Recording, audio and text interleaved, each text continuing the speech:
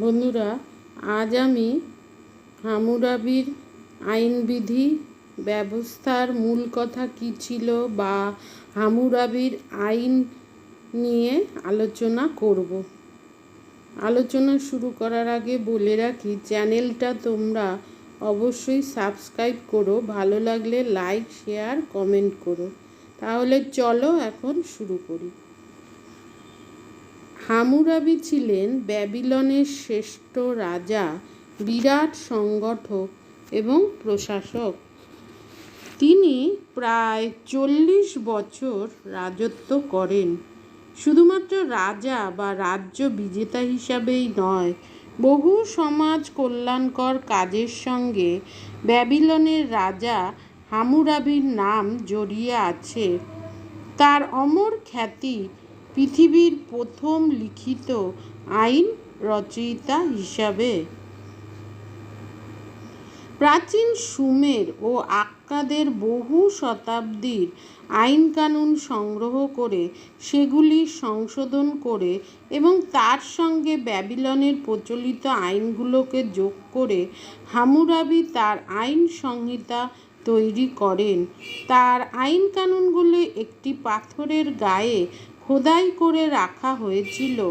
ফরাসি প্রত্নতত্ত্ববিদ মর্গান 1902 খ্রিস্টাব্দে ইরান সীমান্তের সুসা নগরে এই পাথরটি আবিষ্কার করেন। কৌণিক লিপিতে 285টি আইন ও 3600 লাইন এতে খোদাই করা আছে। এই আইনে মোট 10টি বিধান দেয়া আছে। তার অনুশাসনের বিধানগুলি হল: 1. হামুরাবির অনুশাসনের মূল কথা হল, মন্দির ও সম্রাটের সম্পত্তি যে চুরি করবে ও যার কাছে সেই সম্পত্তি থাকবে সেই দুজনেরই মৃত্যুদণ্ড হবে। 2. কেউ দাসদাসী অপহরণ করলে তার প্রাণদণ্ড হবে। পলাতক দাসকে কেউ আশ্রয় দিলে তারও মৃত্যুদণ্ড হবে। 3. কারো বিরুদ্ধে খুনের অভিযোগ এনে প্রমাণ করতে না পারলে অভিযোগকারীর ফাঁসি হবে।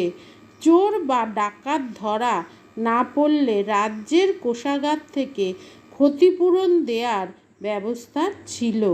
5. কেউ ডাকাতের হাতে খুন হলে তার নিকট আত্মীয়কে 1 মিনা অর্থাৎ 3000 টাকা পর্যন্ত ক্ষতিপূরণ দিতে হতো। 6. দেনার দায়ে অভিযুক্ত ব্যক্তির স্ত্রী, পুত্র বা কন্যাকে 3 বছর দাস জীবনযাপন করতে হতো। 7. ধনী ব্যক্তিকে কোনো সাধারণ মানুষ চড় মারলে তার শাস্তিস্বরূপ তাকে 60 ঘা চাবুক মারা হতো, কিন্তু কোনো ধনী ব্যক্তি সাধারণ মানুষকে চড় মারলে তাকে শুধু জরিমানা করে ছেড়ে দেয়া হতো। 8. এমনকি বাড়ি তৈরি ও নগর পরিকল্পনাও আইনে বাধা ছিল। ঘর ভেঙে পড়ে কোনো ব্যক্তি মারা গেলে ওই বাড়ি নির্মাণকারী ব্যক্তির প্রাণদণ্ড হতো। 9. অন্যের দাস বা ষাঁড়কে মেরে ফেললে নিজের একজন দাস ও ষাঁড়কে দিতে হতো। হামুরাবির উল্লেখযোগ্য অবদান হল আইন সংহিতা রচনা করা। 1902 খ্রিস্টাব্দে ফরাসি প্রত্নতত্ত্ববিদ মর্গান মেসোপটেমিয়ায় গবেষণায় চালাতে গিয়ে একটি কালো পাথরের স্তম্ভ আবিষ্কার করেন। বর্তমানে এটি প্যারিস সংগ্রহশালায় রক্ষিত আছে। স্তম্ভের উপরের দিকে রাজা হামুরাবি ও সূর্য দেবতার ছবি, নিচে স্তম্ভের দুদিকে কিউনিফর্ম লিপিতে অনেক কিছু খোদাই করা আছে। ওই লিপির পাঠোদ্ধার করে জানা গেছে যে তিনি সূর্য দেবতার কাছ থেকে বাণী হিসাবে এই আইন সংহিতা পেয়েছিলেন। এই আইন সংহিতার গুরুত্ব কী ছিল? যথেষ্টই গুরুত্ব ছিল। সেগুলি কী ছিল? 1. হামুরাবির আইনবিধি থেকে ব্যাবিলনের সমাজে ধনী দরিদ্রের পার্থক্য জানা যায়। 2. বিভিন্ন শ্রেণীর মানুষের নির্দিষ্ট দায়িত্ব এবং কর্তব্য আছে সেই সম্বন্ধে জানা যায়। 3. এই আইনবিধি থেকে দাস ব্যবস্থার কঠোরতা, কৃতদাসদের করুণ অবস্থা সম্পর্কে সম্যক ধারণা পাওয়া যায়।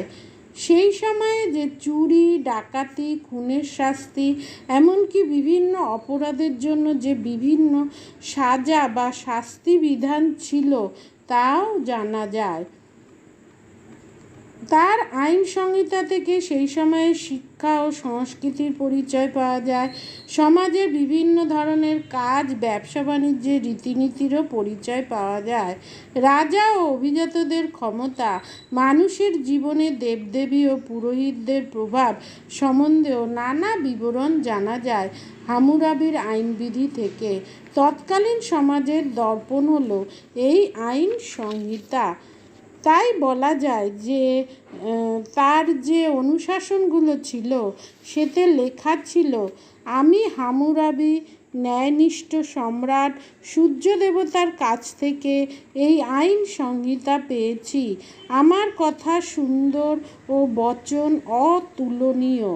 পৃথিবীর প্রথম পাঠাগার ব্যাবিলনে রয়েছে এই আইন সংহিতা বা কোড অফ ল। এই আইন সংহিতা থেকে ব্যাবিলনের সমাজ, রাষ্ট্রনীতি ও অর্থনৈতিক জীবনের বহু গুরুত্বপূর্ণ কথা জানা যায়। এছাড়া একথাও জানা যায় হামুরাবি ছিলেন পৃথিবীর প্রথম লিখিত আইন রচয়িতা।